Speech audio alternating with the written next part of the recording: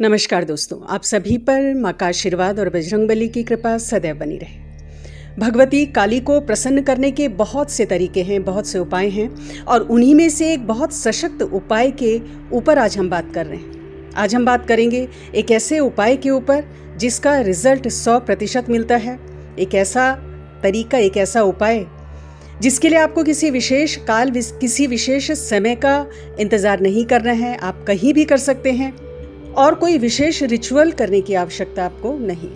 वो है माँ काली के 24 नाम, जिन्हें स्वयं महाकाल ने माँ पार्वती को बताया था। साथ ही जानेंगे एक बहुत विशेष प्रयोग जो माँ के इन 24 नामों के संग यदि आप करते हैं तो बड़ी से बड़ी कोई विपत्ति है या किसी भी प्रकार का अनिष्ट काल है, ऐसे समय यदि देवी के इन 24 नामों का आप स्मरण करते हो, साथ ही इस प्रयोग को कर लेते हैं, तो 100% आपको इसका रिजल्ट मिलेगा और बहुत क्विक रिजल्ट मिलेगा। माँ काली के ये 24 नाम माँ के एक स्तोत्र में वर्णित हैं जो स्वयं महाकाल ने रचा है। और इस स्तोत्र की रचना महाकाल ने तब की जब ब्रह्मा जी के सिर को उन्होंने काट दिया था और उससे उत्पन्न ब्रह्म हत्या के दोष से मुक्ति के लिए उन्होंने इस स्तोत्र का निर्माण किया था। इसी स्तोत्र में वर्णित ये माँ काली के 24 नाम हैं जो बेहद प्रभावी हैं। माँ के इन 24 नामों को कैसे जपना है, कितनी बार जपना है और क्या प्रयोग करना है, इन सब के ऊपर बात करेंगे। लेकिन पहले जानते हैं माँ के 24 नाम के बारे में, जो इस प्रकार हैं: काली, दक्षिणा काली, कृष्ण रूपा, परमात्मिका, मुंडमाली, विशालाक्षी, सृष्टि संहारिका, स्थिति रूपा, महामाया, योगनिंद्रा, भगात्मिका, भगसर्पी, पानरता, भगोद्योता, भगंगजा, आद्या, सदानवा, घोरा, महातेजा, करालिका, प्रेतवाहा, सिद्धिलक्ष्मी, अनिरुद्धा, सरस्वती। और भगवान शिव स्वयं कहते हैं कि भगवती महाकाली की इस नामावली को जो कोई भी जपता है उसके बड़े से बड़े संकट को मैं काट देता हूँ। जब भी माँ का कोई भक्त माँ को इन नामों से पुकारता है तो माँ मदद के लिए अवश्य आती है।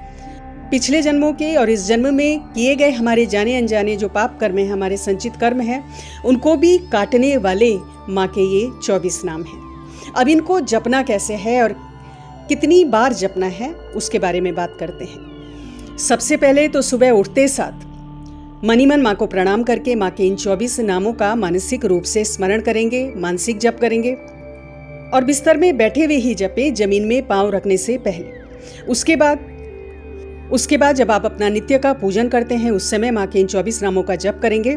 और रात्रि को सोते समय जब आप बिस्तर पर जा रहे हैं और रात्रि को सोते समय माँ के इन 24 नामों को आपको जपना है। आप बिस्तर में ही जप सकते हैं। तो अर्ली मॉर्निंग यानी सुबह उठते साथ और रात्रि को सोते समय जब इन मंत्रों का जाप करेंगे तो किसी भी बाहरी रिचुअल की आवश्यकता नहीं है। आपको सिर्फ मन में भाव रखते हुए माँ के प्रति असीम प्रेम और पूर्ण विश्वास के संग इन नामों का एक एक बार मन में उच्चारण करना है। और पूजा में किस प्रकार जपना है, तो जब आप नहा धो के स्वच्छ वस्त्र धारण कर लेते हैं उसके बाद अपने पूजा का जो आसन प्रयोग करते हैं उस पर बैठकर माँ का पंचोपचार पूजन करके जब आप अपना नित्य का जो भी आप पूजा क्रम कर रहे हैं उसे संपूर्ण करके, जो भी पाठ आदि कर रहे हैं उनको संपूर्ण करके अंत में माँ के इन 24 नामों को आपको एक एक बार बोलना है।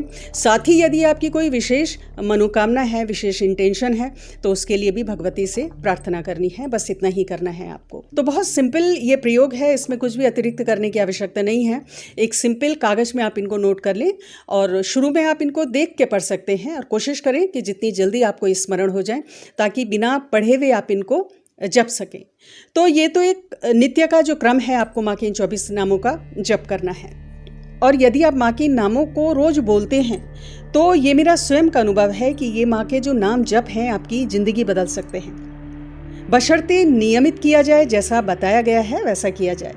माँ का हर नाम एक मंत्र है, हर नाम की अपनी एक वाइब्रेशन है, अपनी एक ऊर्जा है। और जब आप इन नामों को कलेक्टिवली जपते हो तो एक बहुत विशाल ऊर्जा, एक बहुत सकारात्मक प्रभाव आप पर और आपके घर पर होता है।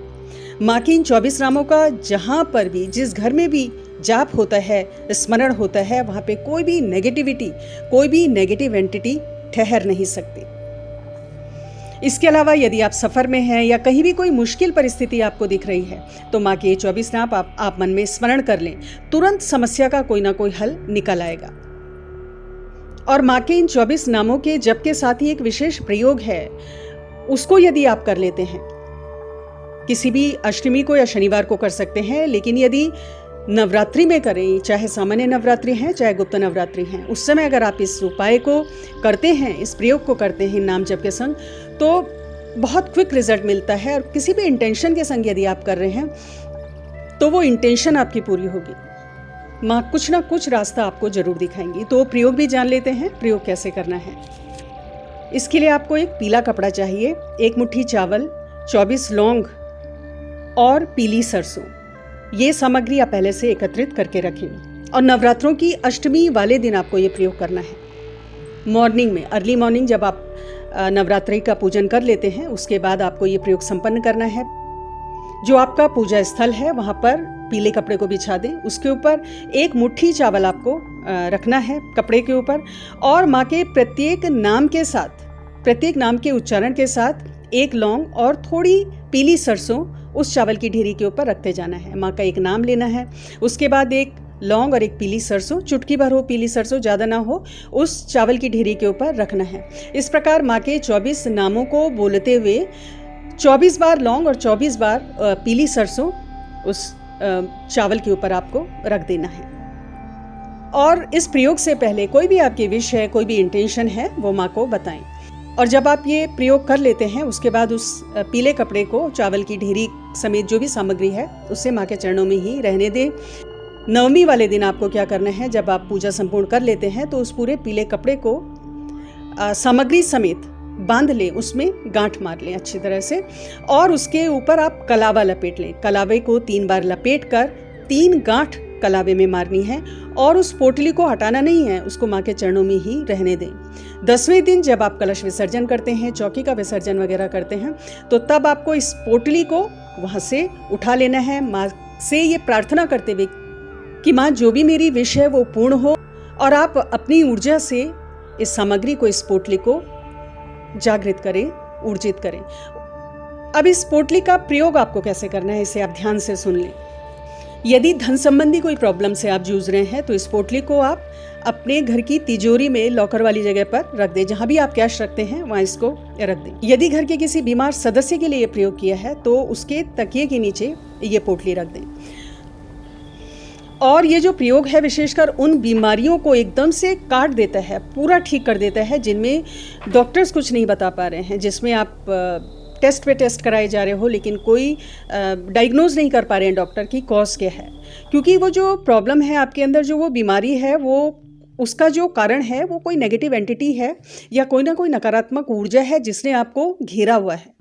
तो किसी भी तरह की ऐसी बीमारी जो लाइलाज हो रही हो, जिसको डॉक्टर समझ नहीं पा रहे हैं कि इसका क्या कारण है, ऐसी बीमारी के लिए ये जो पोटली वाला प्रयोग है माँ के इन 24 नामों के साथ, ये अचूक प्रयोग है।